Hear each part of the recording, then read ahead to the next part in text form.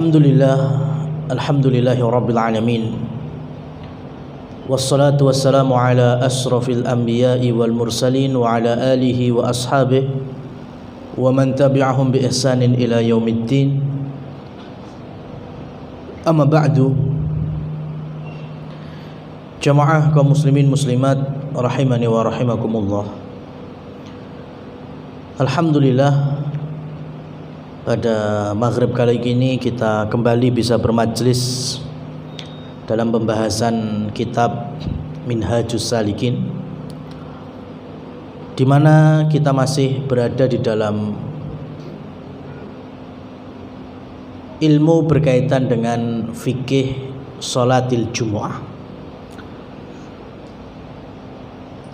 Jamaah yang dirahmati oleh Allah, saya awali dengan satu fakta tertulis di dalam sejarah, di dalam beberapa kitab siyar. 1117 tahun yang lalu, di salah satu ibu kota, tapi bukan ibu kota kita Indonesia, bukan, ibu kota wilayah kaum muslimin yang besar sepanjang 8 abad, yang mengawal peradaban Eropa hari itu wilayah Al-Andalus, dengan ibu kotanya Cordoba atau Cordoba. Hari itu hari Jumat, dan naik mimbar seorang alim, bahkan banyak sekali ulama-ulama yang sezamannya memuji kealimannya. Al-Qadhi, hakim muslim, penasehat khalifah, namanya Al-Qadhi Al-Munzir ibni Sa'id Al-Baluti rahimahullah. Beliau menjadi imam Cordoba. Naik di mimbarnya, kemudian dikumandangkan azan. Dan ketika beliau berkhutbah, masuklah pemimpin tertinggi kaum muslimin, Amirul Mukminin, khalifah yang sedang bertugas di wilayah barat negeri Islam, yaitu Andalus. Namanya adalah Abdurrahman An-Nasir rahimahullah. Memimpin kaum muslimin 56 tahun, menjadi sultan di wilayah Eropa saat itu. Bukan beliau enggak Jumatan, tetapi hari itu Imam Al-Munzir ibni Sa'id Al-Baluti ngawasi, mas. Ini 3 kali Jumatan berturut-turut pemimpin kita ini telat Jumatannya, datang setelah khotib naik mimbar. Ya, bukannya nggak Jumatan, mung telat. Bahkan itu pun atas dasar sebuah alasan. Dan Imam Al-Baluti tahu ini telatnya khalifah karena 13 km dari Masjid Jami' Cordoba itu lagi ada mega proyek. Jadi Khalifah Abdurrahman An-Nasir sedang membuat kota baru, bangunan yang mewah di zamannya, bangunan yang super indah, ya. Dan nanti bisa dicari itu di googling, itu ada namanya kota Madinatuz Zahrah.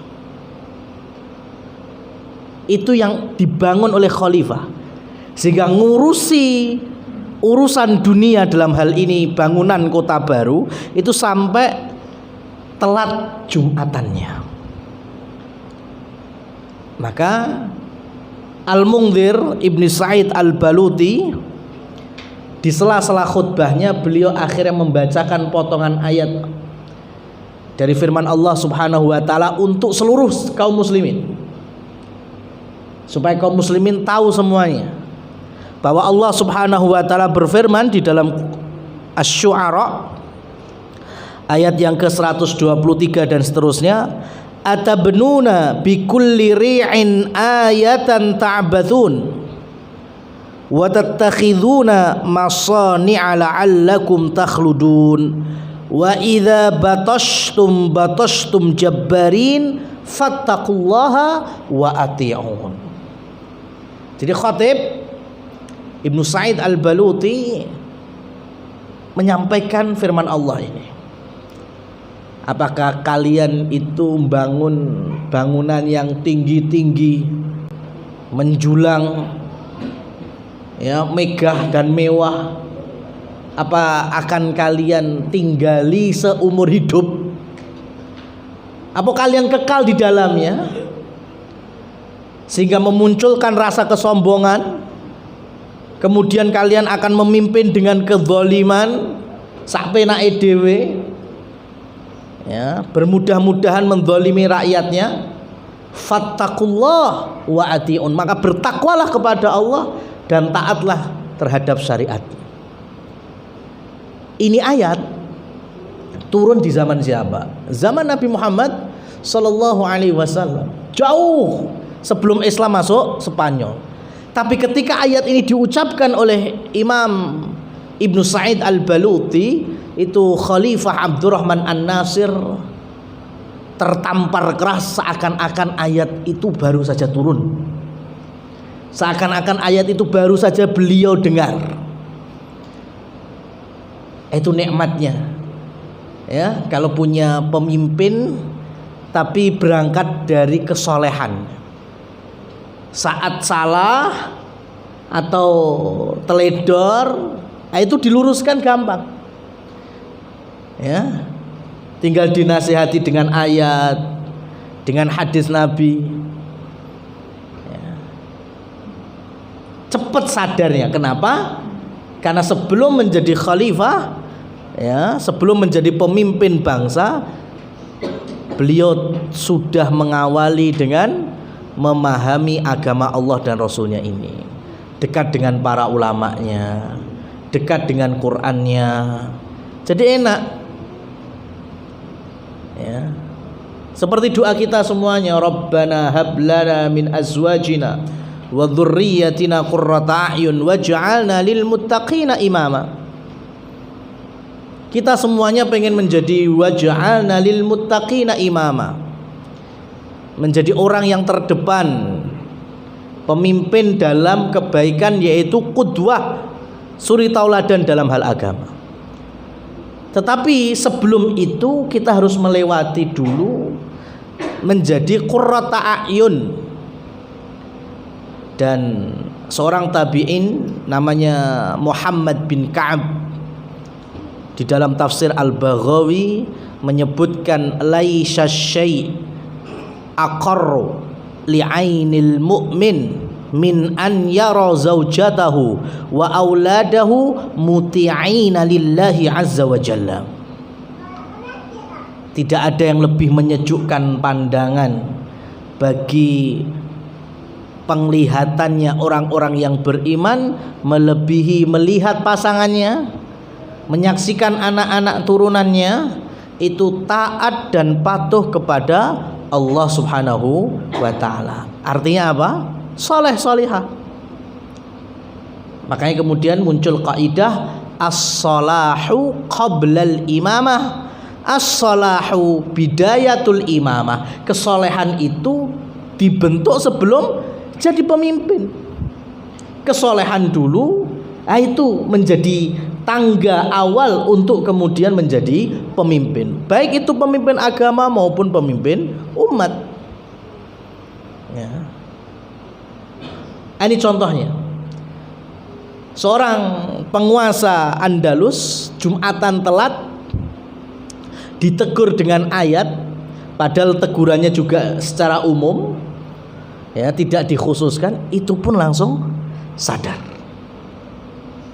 Ya. Apalagi ketika nanti Madinatuz Zahrah sudah jadi, atapnya terbuat dari perak, dinding-dindingnya ada yang campuran emas, ornamennya intan berlian, masya Allah. Semua masyarakat diundang untuk menyaksikan, dan semua masyarakat takjub, merasa ini bangunan yang paling indah yang sampai sejauh itu mereka saksikan. Termasuk Al-Qadhi Al-Mundhir Ibni Sa'id Al-Baluti itu diundang oleh khalifah. Bagaimana pendapatmu wahai imam? Ya, kota baru ini, bangunan yang seperti ini. Nah, mumpung cuma berdua ini, antara Qadhi Ibni Sa'id Al-Baluti dengan Khalifah Abdurrahman An-Nasir, maka ini kesempatan untuk berdakwah kepada khalifah. Maka Imam Al-Baluti menasihati, bukan takjub, bahkan cukup pedas ucapannya itu. Wahai Amirul Mukminin, aku tidak pernah nyangka setan menjerumuskan dirimu sejauh ini. Ya, itu kata Imam Al-Baluti. Aku nggak pernah nyangka setan menjerumuskan dirimu sampai sejauh ini. Kata Abdurrahman An-Nasir, hati-hati dengan ucapanmu wahai imam. Ya, mudah sekali aku menghukummu dengan ucapanmu seperti itu. Maka selanjutnya disampaikan kepada khalifah ayat Allah Subhanahu wa taala yang ada di dalam surat Az-Zukhruf, walaula ayyakunan nasu ummatan wahidah laja'alna liman yakfuru birrahman li buyutihim suqufan min fiddah wa ma'arij 'alaiha yadhharun. Dibacakan ayat ini. Ya, kalau Allah kehendaki wong sak donya sugih-sugih kabeh ya iso. Atau sak donya melarat-marat kabeh ya bisa.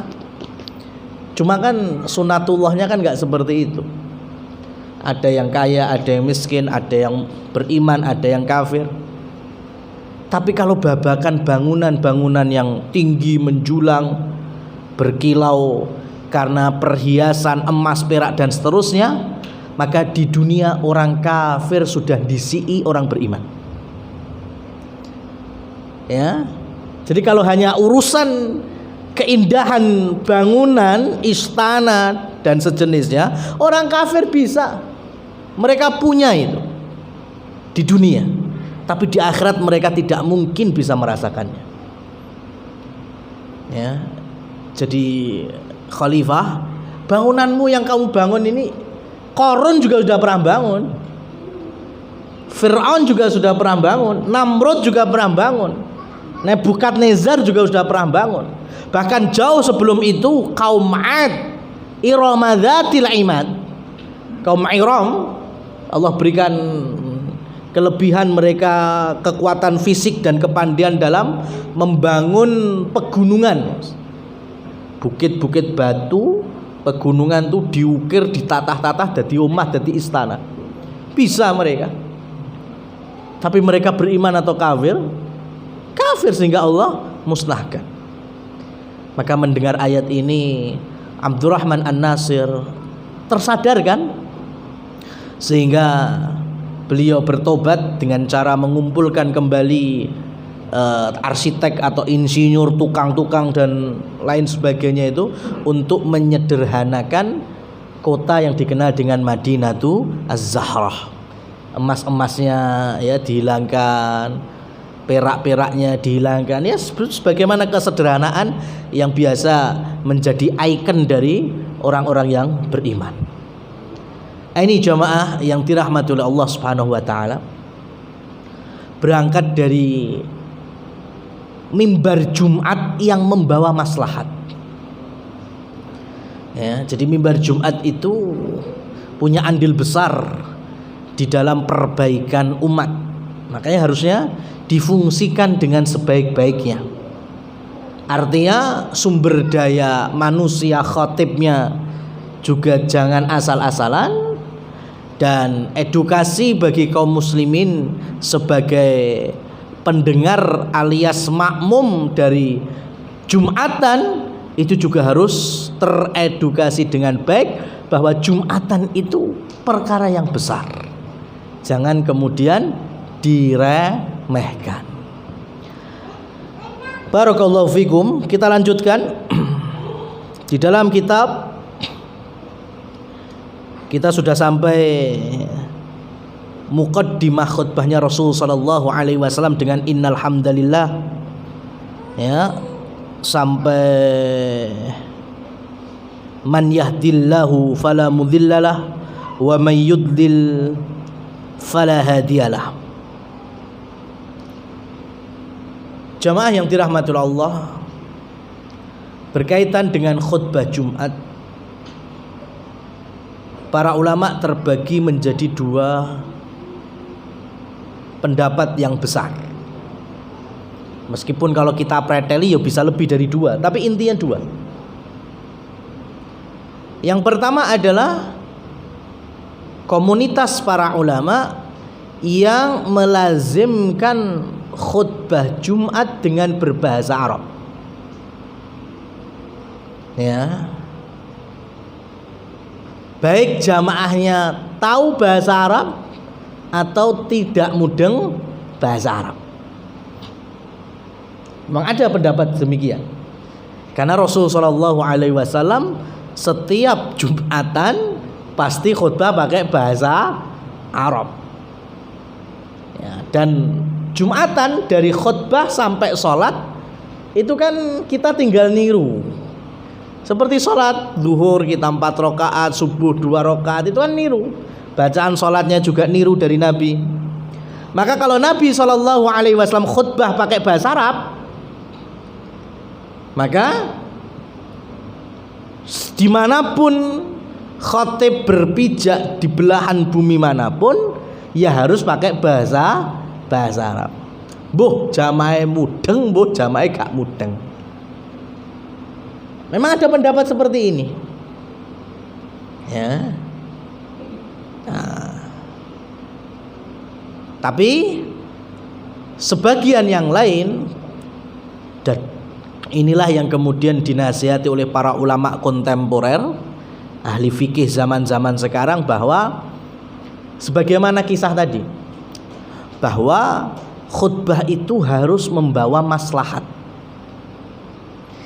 ya, isalul ma'rifah atau husulul fawaid, tersampainya ilmu, ya, menghasilkan faedah. Lah saiki lek khotibe nganggo bahasa Arab, jamaah ora mudeng bahasa Arab, faedahnya apa? Enggak dapat. Maka dari sini, dan ini pendapat kuat dari Imam Abu Hanifah yang kemudian diikuti oleh para ulama-ulama kontemporer, bahwa Jumatan itu khotibnya menyesuaikan dengan bahasa kaumnya. Kalau kita di Indonesia, bahasa nasional kita Indonesia, ya khotibnya pakai bahasa Indonesia ya enggak apa-apa, dan itu yang baik karena bisa memahamkan kepada para jamaah. Atau mungkin bahasa daerah, coro dhewe rata-rata basa Jawa, khotib nganggo basa Jawa, enggak masalah. Jumatan tetap sah, bahkan faedahnya bisa tersampaikan kepada jamaah kaum muslimin. Ya. Nah, baru nanti turunannya, kalau untuk mengkolaborasi antara khutbah berbahasa Arab, maka muqaddimahnya para khatib dianjurkan dengan menggunakan bahasa Arab. Ya, dan itu terjadi. Mau innal hamdalillah itu bahasa Arab. Alhamdulillah, alhamdulillahirabbil alamin. Nah, itu bahasa Arab. Setidaknya memuji Allah dan bersolawat kepada Rasul itu memakai bahasa Arab sudah. Tapi inti dan poin-poin khutbah Jumatnya bahasa Indonesia, kelar sudah. Ya. Dan catatan penting jamaah yang dirahmati oleh Allah, jangan mudah latah dalam arti menyalahkan khotib tapi nggak punya landasan ilmu atau argumentasi. Ketika khotib membales bingung. Ya. Ini contohnya. Karena Rasul sallallahu alaihi wasallam bersabda di potongan dari riwayat Muslim, wa qasra khutbatihi mi'natun min fiqhihi. Pendeknya atau singkatnya khutbah Jumat itu menunjukkan keahlian dalam kedalaman fikihnya sang khotib. Ya. Karena khutbah Jumat itu nggak mungkin bahas perbedaan ulama dalam hal ini hal itu, dawa barbar mas, atau bulet ngalor ngidul. Ya. Maka khutbah Jumat itu memang sistemnya doktrinisasi. Ya, khotib memang hanya menyampaikan, jamaah pasif ngrungokne tok. Ya, nggak bisa khotib melempar soal kepada jamaah. Nggih napa mboten jamaah? Nggih lah, itu nggak khutbah Jumat namanya. Ya, kalau kajian kayak gini enggak apa-apa. Ya, saya lempar pertanyaan ke jamaah. Tapi kalau khutbah yang aktif cuma khotibnya tok. Jamaahnya pasif, dengerin. Makanya dicari tata bahasa yang simple, akurat, ya. Nggak usah bulet-bulet, nggak usah ruwet ngalor ngidul, sudah cukup. Sehingga 10 menit, 15 menit, ya setengah jam itu sekedawan, mas. Untuk khutbah Jumat itu, ya. Sekarang gini aja, Rasul Shallallahu Alaihi Wasallam mengajarkan bahwa inna tula sholatir rajuli, sesungguhnya panjangnya sholat Jumat dengan pendeknya khutbah itu menunjukkan dalamnya fikih Jumatan. Nah saiki sholat Jumat itu anggaplah tumak ninah, tartil, bacaannya rakaat pertama sabihisma, ya, rakaat kedua apa mas? Al-Ghasyiyah. Wis anggap 15 menit lah wis. Ya, sabihisma rabbiyal a'la total habis. Al-Ghasyiyah juga total habis. Kena 15 menit. Plus khutbah 15 menit, berarti kan setengah jam khutbah mbak sholat. Itu ideal sudah. Tapi kok sholatnya 10 menit, khutbahnya malah sing setengah jam, itu malah nggak ideal itu. Ya, malah nggak ideal. Khutbahnya itu semisal dengan sholatnya atau lebih pendek daripada itu. Ya, makanya kalau kami pribadi itu memakai sistem nggak perlu diterjemahkan sing innal hamdalillah mau. Ya. Maka kalau sekarang mungkin yang beberapa saudara kita yang nemuin Jumatan saya itu mesti hanya sebatas gini dok. Habis wasiat takwa ittaqullaha haqqa tuqatih wa la tamutunna illa wa antum muslimun, atau ayat-ayat berkaitan dengan itu, amma ba'du, itu cuma saya tambahi gini aja, sesudah bersyukur kepada Allah dan sholawat kepada Nabi Sallallahu Alaihi Wasallam. Wes, itu pun gara-gara zaman-zaman biyen mas, itu saya ditegur sama takmir karena banyak jamaah yang tidak mengabsahkan khutbah saya gara-gara gak ono sholawati. Lah mbok pikir kita setiap khutbah ya Nabi Muhammad sallallahu alaihi wasallam bersabda gak sholawat, Mas. Lah itu dihitung lek 10 menit benrong menit pisan bacakan Nabi sallallahu alaihi wasallam sholawat ping pira kowe? Ya, bisa lebih dari 10 sholawat. Ya karena itu, makanya saya balik tanya, lah sing gawe sholawat ora sah ki sebelah ndine? Enggak bisa jawab juga. Makanya itu, jangan bermudah-mudahan tidak mengabsahkan khotib gara-gara sesuatu yang kita aja nggak tahu. Hanya modal jari ini lah itu.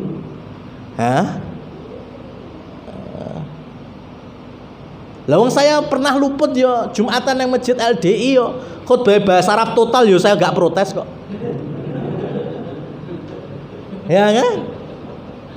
Saya nanti Ramadan Jumatan wah gak nyandak. Saya bilang ke takmir mohon maaf akhirnya saya ketemu salah satu masjid wis pokoknya mlebu ngono. Jebule khotibnya baca bahasa Arab tuntas iki. Wah, guys. Ya sudah, saya juga nggak pindah, ya. Dan seterusnya sudah tuh. Ya, karena memang ya pemahaman masyarakat atau kelompok tersebut ya khutbah wajib nganggo bahasa Arab. Kita tidak menyalahkan khotib itu, masyarakatmu ora enek sing mudeng bahasa Arab. Mbok kei bahasa Arab. Maka kita pun juga demikian. Artinya silahkan kalau pengen mengkritik, meluruskan ya, atau apapun itu yang membawa maslahat. Agama kita dibangun di atas saling menasehati. Tapi ya harus dengan modal itu tadi, Mas. Jangan kemudian ya tiba-tiba khotibe kayak gak sah, sholawate gak ono. Lah sebelah mana sholawat gak ono ini? Ya, apa harus dengan narasi? Selanjutnya kita juga tidak lupa pada siang hari ini untuk menghaturkan sholawat serta salam kita kepada junjungan suri tauladan kita yang paling utama dan paling afdol, manusia yang Allah berikan kemuliaan, bahkan kunci surga beliau pegang, yang membawa lentera kebenaran setelah masa kejahiliahan, yang membawa nur hidayah setelah gelapnya kezaliman kesyirikan. Dialah Nabi Muhammad sallallahu alaihi wasallam. 7 menit ya sih, Mas. Ya kan? Sudah 7 menit. Ya, jadi sebisa mungkin wong kita semua tahu jenenge mukadimah ki ya ngono. Ya mungkin bahkan sudah pada hafal. Paling lek kumpulan RT ya ngono, lek kedawan ngono mbok yo ndengke intine ngono. Itu kita aja juga demikian. Ya. Jadi ketika sudah memakai bahasa Arab innal hamdalillah itu udah cukup. Artinya kalau nanti ada khotib yang ternyata alhamdulillah habis itu Indonesia semua, ya jangan disalahkan. Berarti sudah semuanya pakai bahasa kaumnya.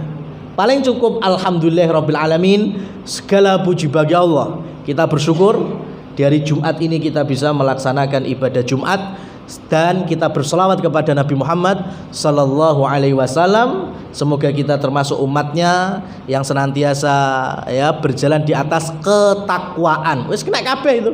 Syukur, sholawat, takwa.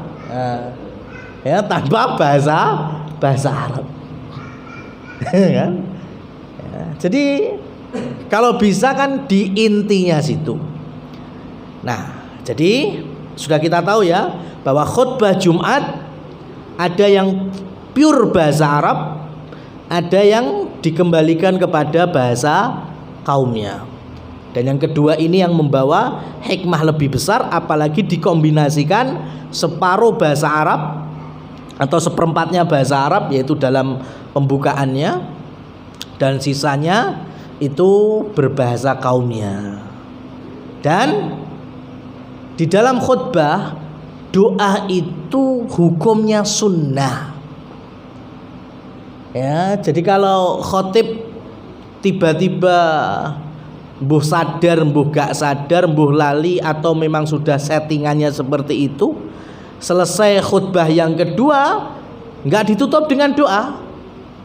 Ya, mungkin membahas tema masalah surga. Ya, dah khutbah yang kedua ya, diakhiri dengan semoga kita semuanya Allah kumpulkan kembali di surganya kelak, Allahumma amin.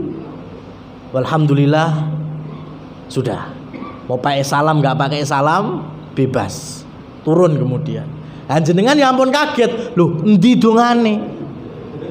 Ya, karena di dalam khutbah Jumat itu doa itu sunnah, nggak masuk rukun, nggak masuk wajib. Jadi orang dongo di akhir khutbah juga nggak apa-apa. Ya, ini pentingnya. Cuma kembali lagi, ya, khotib yang cerdas, khotib yang bisa memahami dengan baik fikih dalam dakwah itu pasti tahu, oh masyarakat sini memang biasanya ya ditutup dengan doa. Doa enggak masalah, doa juga baik, apalagi yang mengamininya itu juga muslimin yang begitu banyak kumpul jadi satu.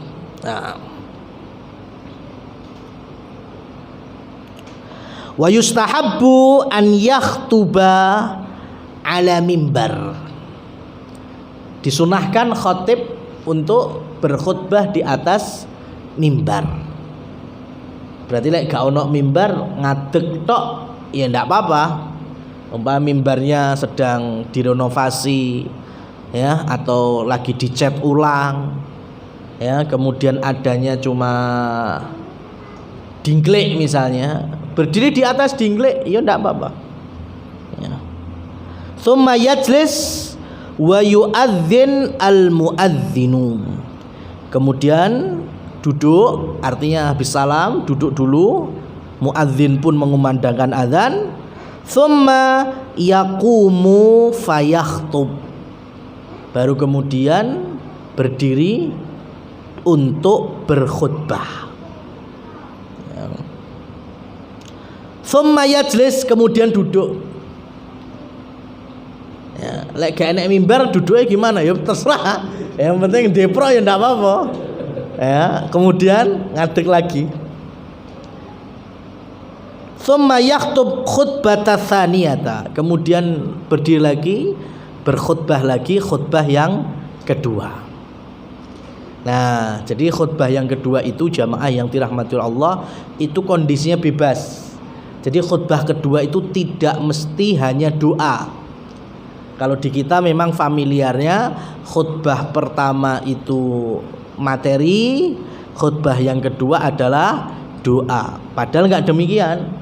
Khutbah yang pertama umpamanya, jamaah, insya Allah saya akan membawa sebuah tema, kunci surga ada 25. Kapan bareng diskon 70%. Nah, lah umpamane kena 4 perkara misalnya, 2 perkara dijadikan di khutbah pertama, 2 perkara dijadikan di khutbah yang kedua, nggak masalah. Ya, jadi tidak ada settingan khusus dari Rasul Shallallahu Alaihi Wasallam bahwa khutbah yang kedua itu mesti hanya doa saja. Enggak. Ya, terserah khotibnya. Bisa jadi khotibnya itu lebih lama khutbah yang kedua, bisa jadi. Ya, khutbah pertama kan kita rata-rata khutbah kedua yang lebih singkat. Ya. Tapi enggak disalahkan juga ketika khotibnya khutbah pertama lebih singkat, khutbah yang kedua lebih lama. Ini khotibnya ngerti iki jamaah tekone telat kabeh. Ya, makanya khutbah yang pertama digasih nih. Ya, kemudian sing neng jopo wis bar khutbah. Nah, lagi khutbah keluru padu dawa men. Nah, ini. Nah, baru kemudian nanti ya ditutup. Nah, kaum muslimin muslimat yang dirahmati Allah Subhanahu wa taala. Mungkin timbul pertanyaan, Bagaimana kalau membawa keluarga yang muslimah, istri atau anak-anak perempuan, saudara perempuan, ketika kita sedang di luar dan ngepasi Jumatan.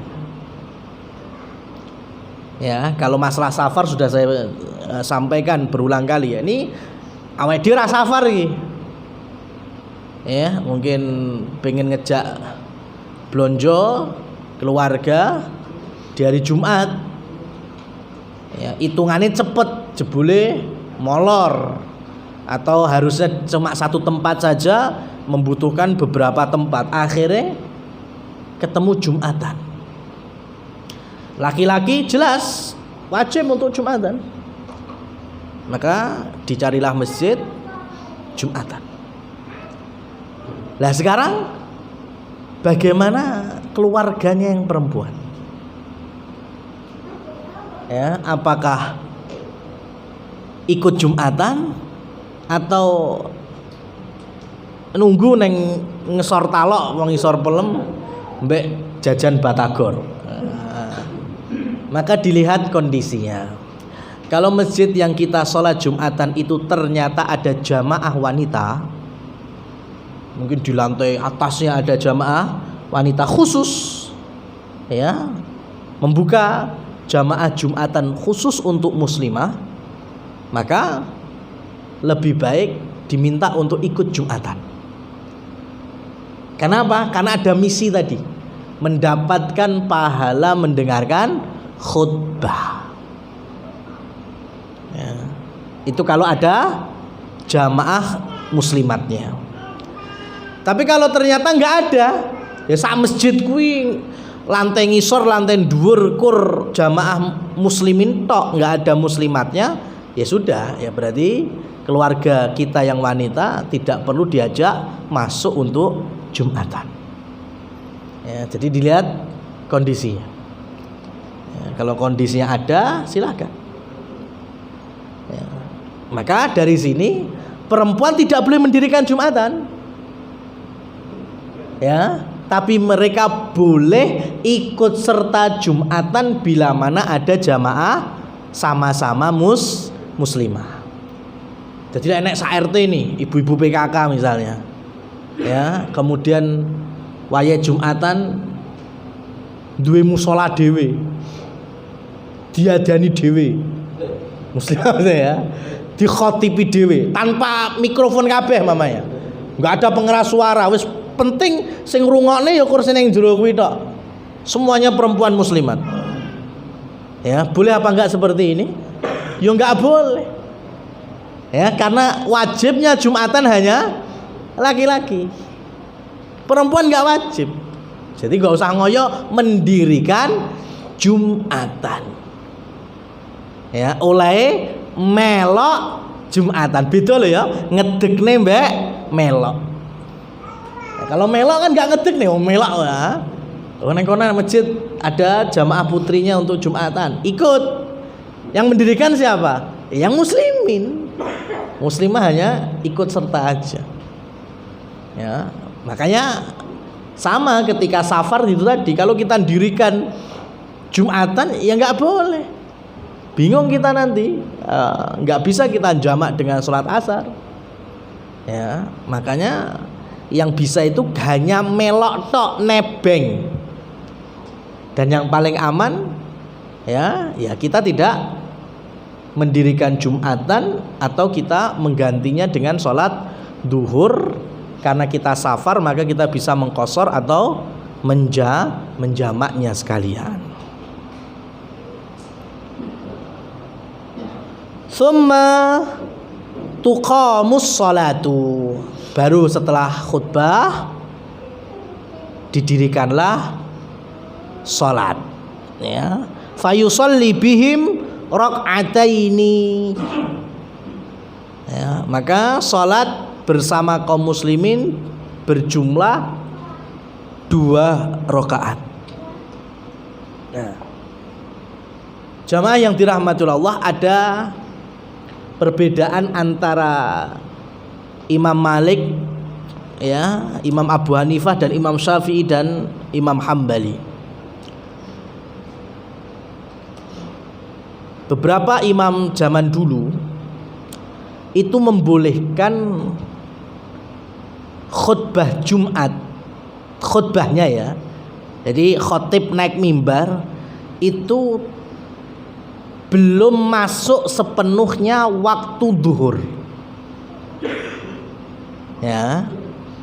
Jadi mamai duhur saiki mamai jam 12 kurang seprapat misalnya. Setengah 12 khotib naik mimbar itu boleh di beberapa pendapat fikih. Meskipun jumhur atau mayoritas ulama Jumat atau dimulai dari khutbah itu waktunya persis dengan waktu sholat duhur. Nah, yang menjadi catatan adalah meskipun ada ulama yang membolehkan khotib naik mimbar sebelum manjing waktu duhur, tapi mereka semua dalam satu kesepakatan sholat Jumate mesti wis manjing sholat duhur. Pahami ya? Jadi umpama ada yang berpendapat, oh berarti setengah 12 munggah mimbar, padahal duhurnya jam 12 kurang seprapat, berarti 11.45. Berarti yang meyakini seperti ini khotibnya mesti 15 menit khutbah. Atau punjul daripada itu supaya apa? Ketika dikomati sudah masuk waktu duhur. Jadi jangan sepenake mamane. Wah, oleh kok sadurunge manjing duhur. Wah, khotibe munggah setengah 12 ya, khutbah kurang menit ya, kemudian dikomati urung manjing salat duhur. Nah, ini perlu di garis bawahi. Jadi yang berpendapat khotib boleh naik sebelum waktu duhur, tapi sholat Jumatnya juga sama ketika telah masuk waktu duhur. Ya. Wa yajharu fihima bil qiraah. Imamnya saat itu dalam sholat Jumat menjaharkan bacaannya, yaqra fil ula sabbihisma rabbikal a'la wa fi tsaniyah al-ghasyiyah, atau khatibnya atau imamnya boleh membaca di rakaat awal surat al-jumu'ah ya, yusabbihu lillahi ma fis samawati dan seterusnya, dan juga surat al-munafikin untuk rakaat yang kedua. Ya, kalau kita biasa sabih sama al-ghasyiyah silahkan. Atau kalau tidak menggunakan ini pun juga Jumatan tetap sah. Wallahu a'lam bissawab. Jadi itu terkait dengan khutbah Jumat. Wallahu a'lam. Aqulu qouli hadza, semoga Allah rahmati dan berkahi waktu dan ilmu kita, dan semoga bisa kita amalkan dalam kehidupan ibadah kita sehari-hari. Subhanakallahumma wa bihamdika asyhadu an la ilaha illa anta astaghfiruka wa atubu ilaik. Wassalamualaikum warahmatullahi wabarakatuh.